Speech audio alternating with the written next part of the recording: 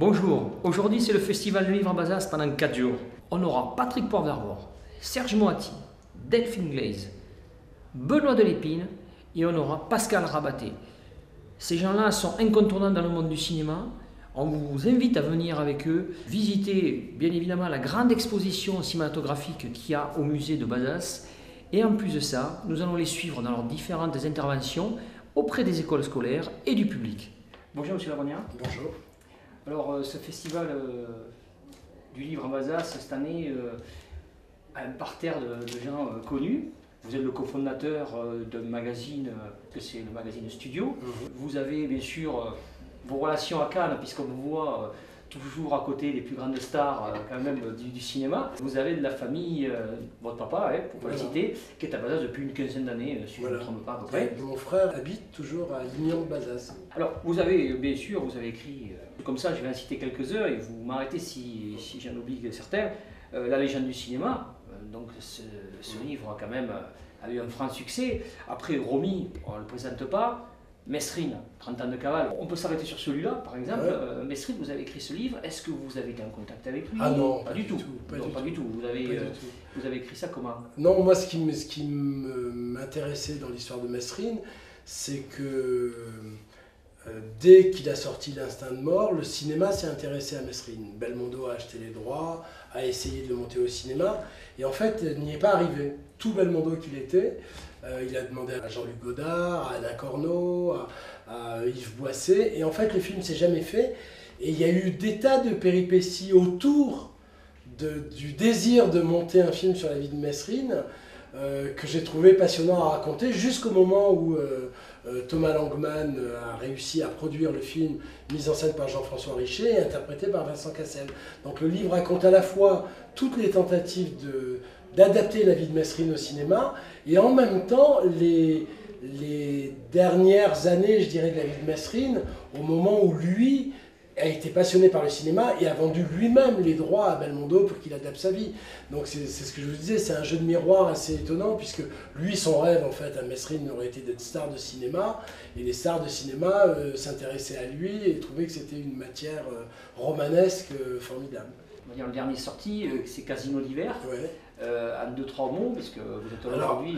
Alors là, je suis une sorte de nègre officiel, si on peut dire, puisque le livre raconte en fait la vie de Dominique Besnéard, qui a été un des plus grands directeurs de casting des années 80, qui a découvert Béatrice Dalle, qui a révélé Sandrine Bonner, Juliette Binoche et plein d'autres. Après, il a été un des grands agents des années 90, et aujourd'hui il est devenu producteur et directeur du Festival d'Angoulême. Donc c'est quelqu'un qui a vraiment compté dans le cinéma français. Et un éditeur lui a proposé de raconter ses souvenirs. Il m'a demandé de les écrire avec lui, pour lui. Donc moi j'ai fait une 60aine d'heures d'entretien. Et puis après je me suis mis au travail en me faisant passer pour lui. C'est-à-dire que c'est pas du tout un livre d'entretien, c'est vraiment un livre écrit à la première personne, comme si j'étais lui, en espérant lui avoir été le plus fidèle possible. Voilà. Bazas fait un effort au niveau de tout le cinéma. Ils sont en train d'investir dans plein de projets pour mettre le cinéma en valeur. Pour vous, qu'est-ce que vous ressentez là aujourd'hui? C'est bien. Moi je suis. C'est bien qu'une manifestation comme celle-là existe. Puis quand je regarde l'affiche, franchement, bravo. Parce qu'entre Serge Moati, Patrick Poivre d'Arvor, Benoît Delépine, Delphine Glaise, tout ça, moi à chaque fois qu'on me le propose et que je suis disponible, je dis oui parce que je trouve que ça fait partie de mon métier. Et les invités de cette année, c'est vraiment bien. Écoutez, merci gentil. Merci beaucoup. Mais merci à vous. Et puis je vous dis bon courage pour la suite. Merci. Merci. Bon, merci à vous.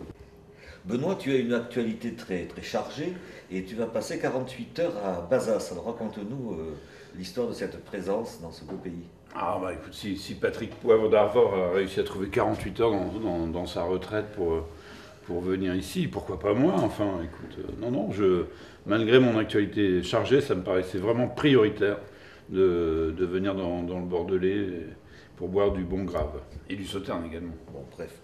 Et ce soir, tu présentes un film tout à fait particulier, un film assez exceptionnel qui est à la charnière de l'œuvre de Benoît Ebus qui s'appelle Avida. Voilà. Donc il faudra que tu expliques au public ce que c'est. Je signale que c'est un film presque mis en noir et blanc. Avant The Artist, ça a inspiré The Artist d'ailleurs. Alors maintenant, Benoît, parle-nous un peu d'Avida, ce que c'est que cette affaire d'Avida. J'ai envie de le revoir. Les occasions sont rares, donc c'est pour ça que j'ai insisté pour que ce soit ce film qui passe ce soir à Bazas. Benoît a une actualité aussi par rapport à la littérature. Tu peux en dire quelques mots d'un film qui va sortir bientôt? Le prochain film qu'on a fait, Gustave Carverne et moi, on l'a tourné, monté, etc. Il sort le 10 septembre. Et c'est un film qu'on a tourné avec Michel Houellebecq en tant qu'acteur principal, qui interprète nos textes. Alors, est-ce que c'est une façon de mêler littérature et cinéma aussi? C'est un petit peu plus... C'est une forme d'adaptation aussi, mais ce n'est pas une adaptation de ses textes, c'est lui qui adapte nos textes en les interprétant, ce qui est un peu original. Notre bonne surprise, on va dire, c'est un acteur extraordinaire. Donc, j'espère aussi qu'en septembre, les gens apprécieront ce nouvel opus. Certes, nous sommes une association d'histoire. Certes, nous avons l'âge d'avoir un amant qui a 750 ans. C'est Clément V, notre vénérable et vénéré pape. Mais dans les antiquités, nous faisons aussi dans le trésor européen. Trésor unique. De l'or, de l'argent, du XIVe siècle, présenté du point de vue numismatique et historique. Alors, plaisanterie mise à part, c'était un ouvrage exceptionnel, effectivement, parce qu'il réunit toutes les pièces trouvées à Bazas, et ce sont des pièces effectivement européennes, présentées sous l'aspect historique par Jean-Bernard Marquette. Ça, c'est plus sérieux, mais c'est vrai. Avec le concours du numismate, Monsieur Denain. Michel Denain. C'est très curieux quand on fait des films, quand on les écrit pendant 2 ans, quand ensuite on les réalise et qu'on attend qu'ils sortent. C'est quand même un travail très solitaire et où on a peu la possibilité de parler au public, en fait, à part pour présenter le film. Mais là, ce qui m'a vraiment séduit quand Marie m'a proposé ça, c'est pas seulement d'être marraine, entre guillemets, d'avoir ces films projetés, ça fait très plaisir, mais ça suffit pas.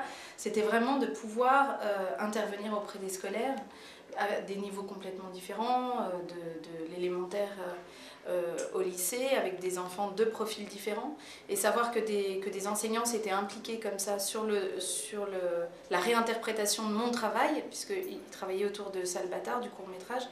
C'était plus qu'enthousiasmant. Hier, là, je viens de passer 2 jours extraordinaires avec des gamins, tous intéressés. Moi, je me sentais à l'aise pour raconter mon expérience, je leur ai même dit des secrets, etc. Et j'avais l'impression que c'était un échange. Et je trouve que le boulot qu'on fait, qui est de plus en plus difficile, faire des films va devenir de plus en plus facile techniquement, de plus en plus difficile de les amener au public, ça c'est clair. Hier, j'ai vu une classe avant-hier qui m'a tellement bouleversée que j'ai envie de retourner les filmer en fait le 21 juin. Voilà. Être présent et avoir été invité à ce festival, c'est quelque chose de très gratifiant parce que ça me permet, malgré mon jeune âge, de pouvoir apporter quelque chose aux spectateurs qui peut-être se posent des questions par rapport à pourquoi le film, comment le film. C'est vraiment quelque chose de gratifiant de pouvoir apporter quelque chose à des gens qui sont curieux, qui sont aussi très accueillants. Qui est bouleversant et qui me touche que je parlais simplement avec des gens de mon expérience et que les gens me racontent eux aussi leurs expériences, parce que ça permet d'échanger et d'apprendre des autres et que les autres apprennent de moi. Me concernant, moi je suis de la région, je suis bordelais, j'ai vécu beaucoup ici et j'ai eu l'occasion d'y venir assez souvent de par mon premier métier puisque j'étais torero, et j'ai eu la chance de participer à une aventure de cinéma grâce à Delphine où je mêlais un petit peu mon vécu personnel et l'expérience du cinéma. Finalement, voilà, je me retrouve ici à Bazas sur un lieu très festif et très culturel et avec la sensation d'y trouver ma place justement parce que je suis un enfant du terroir et que j'essaie de valoriser ce parcours que j'ai eu, cette chance de faire vivre mon propre patrimoine et de pouvoir le partager ici, cette expérience avec les gens qui viendraient ou voir tout simplement des images, des films, des choses et peut-être de créer des ponts et des liens avec ce qu'était la vie taurine que j'ai eu auparavant. Et puis ça reste un festival du livre, ça reste une région où il y a beaucoup d'événements culturels pour essayer de dynamiser un petit peu tout ça. Et je crois que c'est très bien qu'on soit là pour en témoigner, pour communiquer d'abord autour de ça, et puis peut-être pour en parler aussi autour de nous, parce que les liens et les vies se font grâce aux expériences de chacun et se nourrissent les unes des autres. Donc, Le Salon du Livre a étendu ses ailes cette année et il ne se contente pas, si je puis dire, de présenter les livres, les nouveaux livres. Il étend aussi son activité à tous les supports médiatiques et en particulier le support cinématographique, en présentant une collection unique, une collection remarquable de machines, comme on dit, cinématographiques anciennes. Toutes les machines sont en état de marche. Je veux saluer tous les auteurs, les créateurs, les metteurs en scène qui ont participé à ce salon. Nous en avons accueilli de nombreux. Ces différentes personnes ont participé ici même dans la salle d'audience du tribunal à des tables rondes très appréciées du public basadais et surtout des enfants et des jeunes des écoles du collège ou des lycées basadais. Je voudrais saluer l'aide annuelle, l'aide naturelle que nous attribue chaque année le Conseil général.